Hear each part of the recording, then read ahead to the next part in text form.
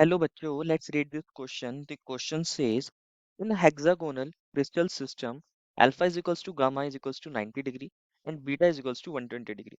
बच्चों इस क्वेश्चन में हमें एक स्टेटमेंट दी गई है और हमें बताना है कि क्या ये स्टेटमेंट ट्रू है या फिर फॉल्स है कि जो हेक्सागोनल क्रिस्टल सिस्टम होता है उसके अंदर अल्फा और जो गामा होते हैं वो 90 डिग्री होता है और जो बीटा एंगल होता है वो 120 डिग्री होता है।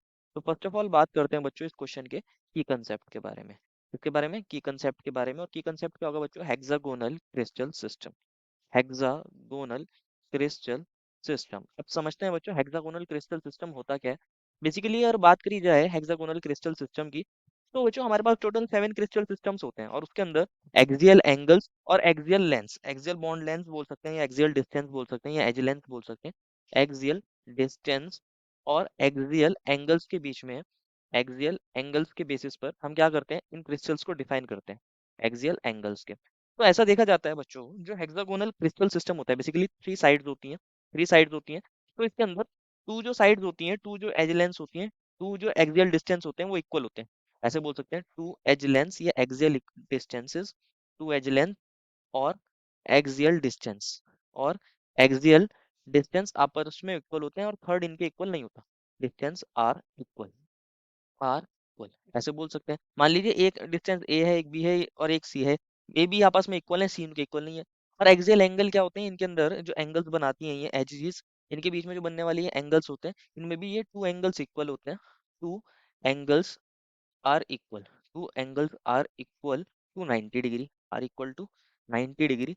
And one is equal, one angle is equals to, and one angle is equal to 120 degree. एक एंगल होता है बच्चों 120 डिग्री और दो एंगल होते हैं 90 डिग्री के।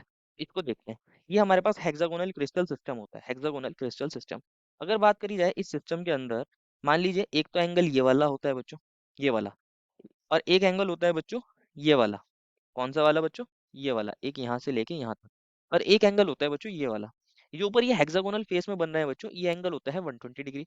और ये जो दो साइड्स है नीचे, इनके बीच में जो एंगल बन रहा है ये 90 डिग्री, ये 90 डिग्री। तो दो एंगल तो होते हैं बच्चों 90 डिग्री और एक एंगल होता है 120 डिग्री। तो मान लीजिए हम इस 90 डिग्री वाले एंगल को नाम देते हैं अल्फा, तो अल्फा 90 हो गया है।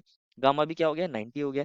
बीटा कितना हो गया? 120 डिग्री हो गया। कितना हो गया बच्चों? बीटा 120 डिग्री हो गया। मेन चीज क्या है बच्चों? दो एंगल्स 90 डिग्री होते हैं और एक एंगल अगर 120 डिग्री हो और दो साइड इक्वल हो और एक साइड अनइक्वल हो, तो वो सिस्टम कैसा होता है?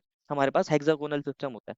फॉर एन एग्जाम्पल, अगर मैं इस साइड को नाम दे दूं ए और बच्चों इस साइड को नाम दे दूं बी और इस साइड को नाम दे दूं सी, तो मान लीजिए ये ए और सी, इनके अंदर ए आप और बी आपस में इक्वल होते हैं, लेकिन ये सी के इक्वल नहीं होते। जो ये हाइट वाली साइड है ये वाली, ये साइड से इक्वल नहीं होते।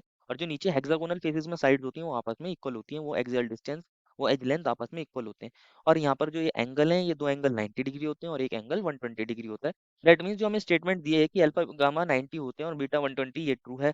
Therefore, the final answer is the given statement is true. I hope you understood it well and best of luck.